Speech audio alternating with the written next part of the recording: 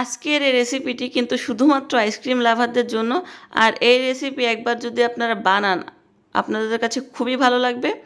তো প্রথমে আমি এখানে 1 কাপের মতো আম নিয়ে নিয়েছি। আমি আমটা ব্লেন্ড করে নিচ্ছি। অপরদিকে একটি পাত্রে 1 টেবিল চামচ পরিমাণ কর্নফ্লাওয়ার, 4 টেবিল চামচ পরিমাণ চিনি এবং এর সাথে ওই যে আমটা ব্লেন্ড করে রেখেছিলাম সেটি আমি যোগ করে নিচ্ছি। এবার এর সাথে হাফ কাপ পরিমাণ দুধ যোগ করছি।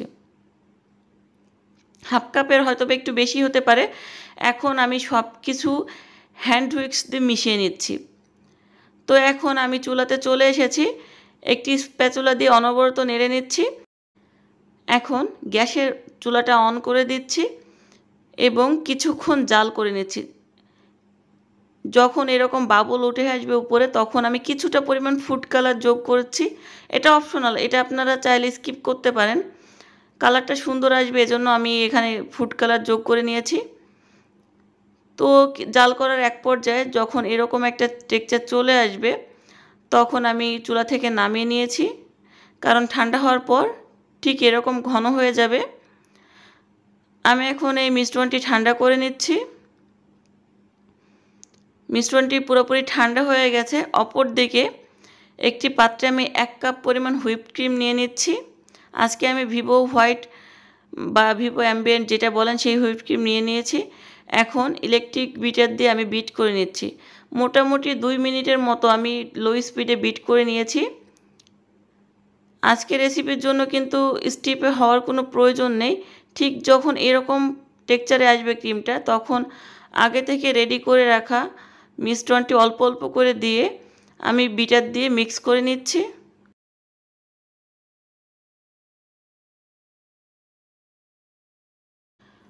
প্রথমবার একটুকু ভালোভাবে মিক্স করা হয়ে গেছে। এখন আমি বাকি অংশটুকু দিয়ে আবারও লো স্পিডে বিট করে নিব।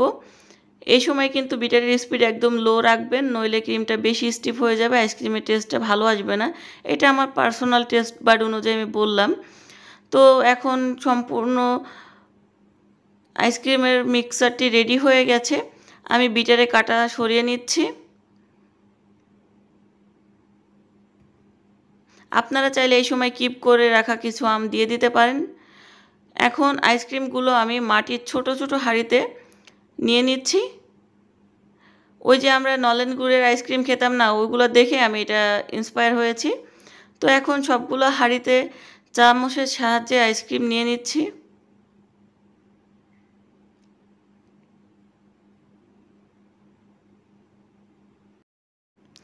ইচ্ছা আছে এইবার শীতের সময় একবার হলেও নলেন গুড়ের আইসক্রিম আমি বানাবো।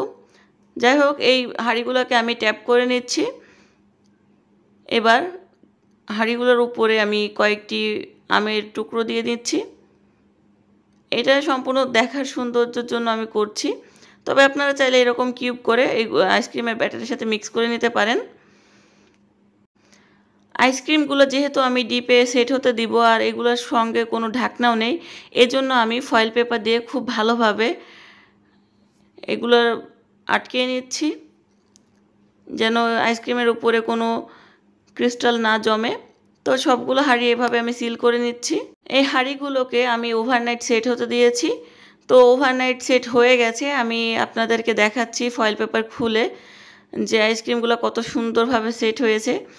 আমি কিন্তু এর আগে অনেক ফ্লেভারের আইসক্রিম বানিয়েছি, যেমন হচ্ছে custard flavour, chocolate flavour, vanilla flavour.